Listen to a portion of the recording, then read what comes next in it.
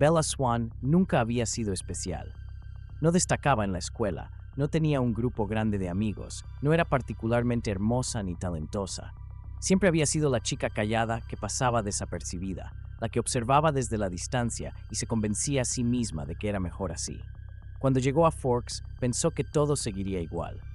Pero entonces Edward Cullen la miró por primera vez y la sensación de ser invisible desapareció. Al principio, lo notó de forma sutil. Unas pocas miradas fugaces en los pasillos, un cambio en el aire cuando él estaba cerca.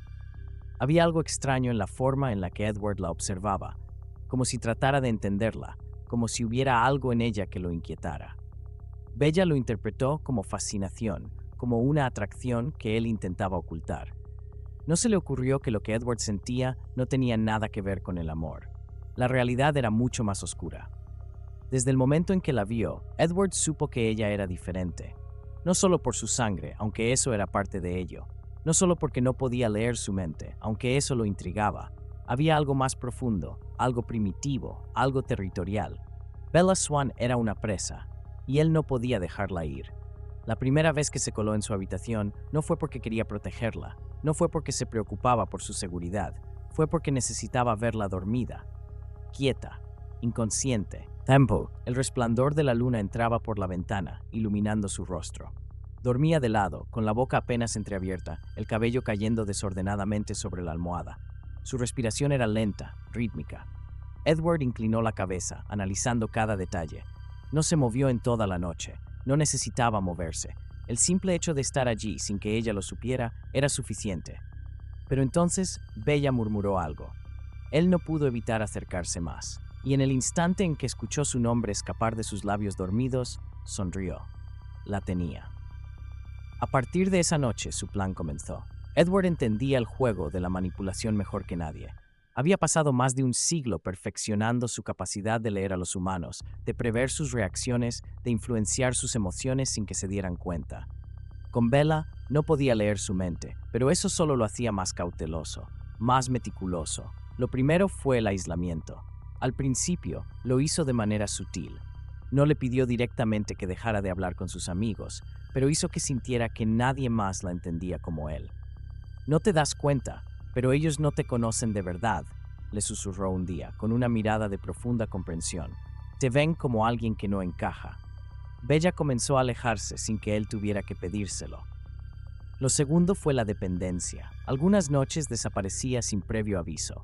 La ignoraba durante el día, apenas le dirigía la palabra en clase.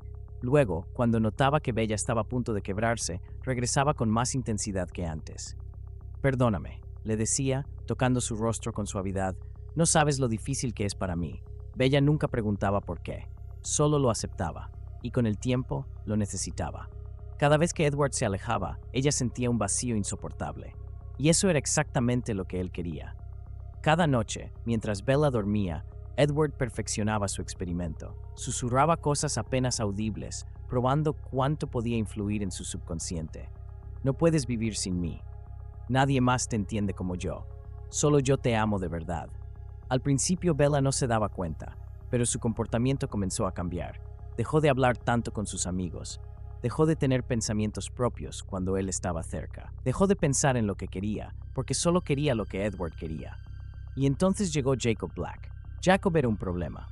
Jacob representaba una amenaza real, no porque pudiera hacerle daño, sino porque podía ofrecerle una alternativa. Un camino en el que Bella era libre.